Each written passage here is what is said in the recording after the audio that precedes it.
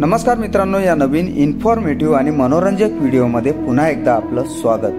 मित्रांनो, आज आपण महाराष्ट्रातील ताडोबा व्याघ्र प्रकल्प या उद्यानाविषयी थोडक्यात माहिती जाणून घेणार आहोत। तत्पूर्वी आपल्या चॅनलला सबस्क्राइब केलेलं नसेल तर अवश्य सबस्क्राइब करा।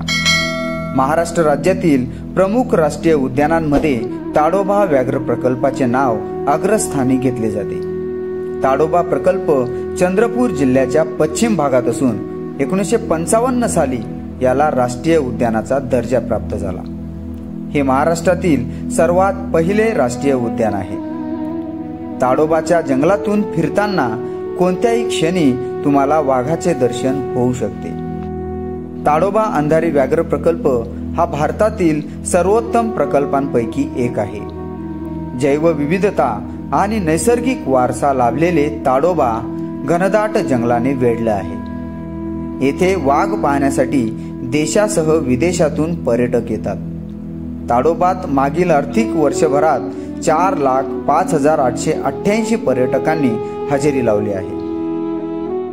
ताडोबा येथील दाट जंगल संरक्षित अभयारण्य म्हणून घोषित करण्यात आलेले आहे। या जंगलाच्या मध्यभागी ताडोरा नावाचा तलाव आहे।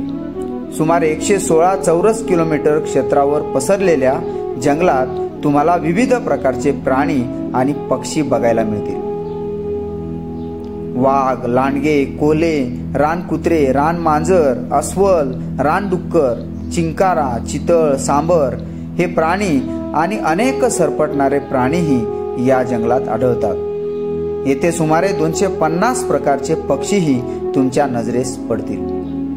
ताडोबा प्रकल्प आणि अंधारी अभयारण्याचे संयुक्तीकरण होऊन त्याची ओळख आता ताडोबा अंधारी व्याघ्र प्रकल्प अशी झाली आहे। यामध्ये राष्ट्रीय उद्यानाचे क्षेत्रही वाढवण्यात आलेले आहे। व्याघ्र प्रकल्पामुळे वाघाचे आकर्षणही वाढले आहे। आजच्या घडीला उद्यानात जवळपास 50 वाघ असल्याची माहिती आहे। मित्रांनो, जर तुम्हाला ताडोबाला जायचं असेल तर नागपूर विमानतळावर उतरा।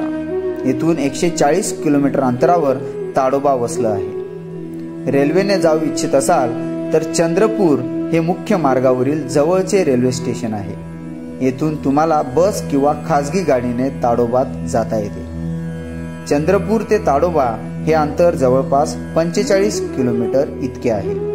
तर मित्रांनो, महाराष्ट्रातील सर्वात पहिले राष्ट्रीय उद्यान ताडोबा व्याघ्र प्रकल्प याविषयी थोडक्यात माहिती आपल्याला कशी वाटली कमेंट मध्ये नक्की सांगा। जर आमचा व्हिडिओ आवडला तर आमच्या चॅनलला अवश्य सबस्क्राइब करा। भेटूया अशाच नवीन इन्फॉर्मेटिव्ह आणि मनोरंजक व्हिडिओमध्ये। तोपर्यंत धन्यवाद। जय हिंद, जय महाराष्ट्र।